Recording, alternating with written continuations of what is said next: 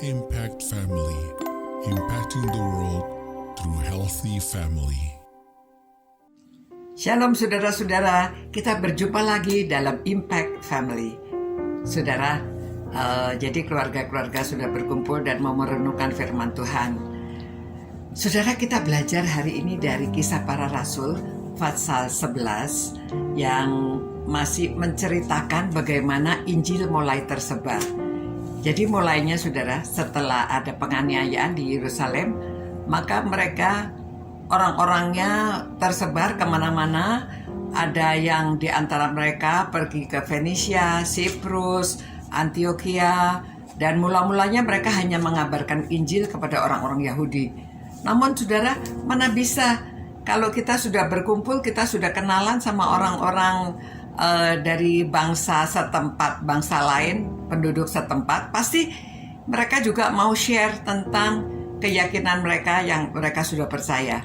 Maka mulailah ada orang-orang Siprus, orang dari Kirene, orang dari Antioquia percaya juga akan jalan Tuhan, ya, bahwa Yesus adalah Tuhan.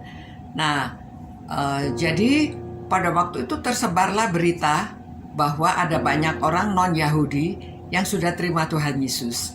Nah, berita ini sampai di Yerusalem, lalu orang-orang di Yerusalem mengutus Barnabas. Oke, Barnabas, kamu lihat orang-orang di sana, apakah mereka kepercayaannya benar gitu ya. Akhirnya Barnabas pergi ke Antioquia dan dia lihat, lalu dikatakanlah ayat 22, maka sampailah kabar tentang mereka itu kepada jemaat di Yerusalem, lalu jemaat itu mengutus Barnabas ke Antioquia. Setelah Barnabas datang dan melihat kasih karunia Allah, bersukacitalah ia. Ia menasihati mereka supaya mereka semua tetap setia kepada Tuhan. Nah, beginilah mulainya caranya Injil tersebar sampai ke luar negeri, ya, kepada bangsa-bangsa lain. Saudara-saudara, kalau zaman sekarang ini kita ada KPW, ya, kelompok pembinaan warga. Ada juga kalau sudah makin banyak namanya tempat pembinaan warga. Nah, saudara, sebetulnya saudara yang muda, yang tua, siapa saja saudara bisa seperti ini, ya. Jadi di dalam keluarga kita ada PA di antara keluarga. Nanti saudara bisa mengundang tetangga kalau ada yang mau ikut. Makin hari makin besar. Nah, saya ceritakan ini kejadian di universitas, ya. Dulu anak saya Arif, dia sekolah di Baylor University, Baptist University. Nah, di situ dia mulainya Bible study, dia undang teman-temannya yang orang Indonesia saja. Mungkin cuma 5-6 orang gitu, ya. Lama-lama ya teman-teman ini kan punya teman. Ada orang India, orang Filipina, orang Jepang, orang apalagi ya dari Amerika, ada lagi dari Taiwan, macam-macam teman-teman dari universitas ikut join ada Bible study. Dari mulai tadinya bahasa Indonesia, ya, lama-lama bahasa Inggris kelihatannya begitu, ya. Akhirnya dari situ juga ada yang mendapat jodoh di sana. Ada dari antara mereka ada yang sampai menjadi utusan Injil.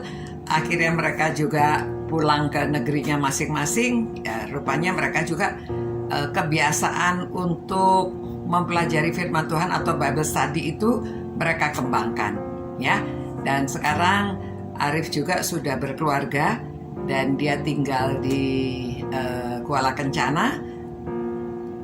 Karena kebiasaan itu di mana saja dia pergi, dia mengadakan Bible study juga, ya, di rumahnya dengan siapa saja yang teman-temannya. Nah, saudara, beginilah caranya orang yang sudah terima Tuhan tidak dapat kita diam saja. Karena itu berita keselamatan bagi keluarga, bagi orang lain.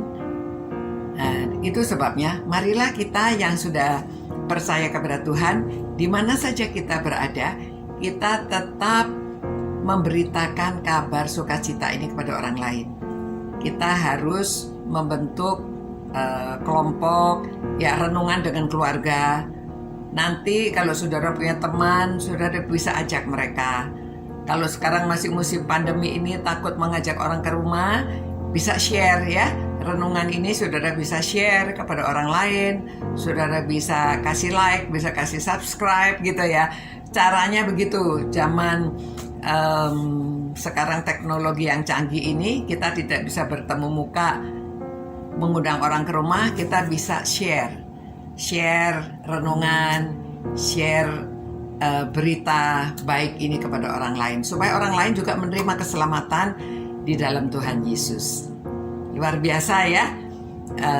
Dan banyak orang menceritakan juga, walaupun ini musim pandemi, orang yang terima Tuhan Yesus itu semakin banyak karena orang-orang share berita kesukaan kepada orang lain.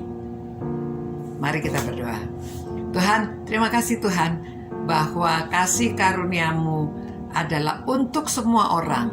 Biarlah kami yang sudah menerima kasih karunia di dalam Tuhan Yesus, kami tidak duduk diam, tetapi kami memberitakan juga kepada orang lain, supaya keluarga-keluarga lain, orang-orang lain, mereka juga bisa menerima keselamatan di dalam Tuhan Yesus, menerima kasih karunia Allah. Terima kasih Tuhan, demi nama Tuhan Yesus kami berdoa. Amin. Nah, saudara-saudara, di dalam Tuhan Yesus kita bersyukur bukan saja hanya menerima keselamatan secara rohani, jasmani kita juga. Ya, kita bisa berdoa. Jikalau di antara saudara ada yang sakit, ada yang kesusahan, ya kita berdoa. Tuhan mendengarkan doa kita karena Tuhan kita hidup. Ya, selamat malam. Sampai berjumpa pula. Kita tetap cinta Tuhan, cinta firman-Nya, dan kita mencintai sesama. Selamat malam. Ciao. Impact Family, impacting the world through healthy family.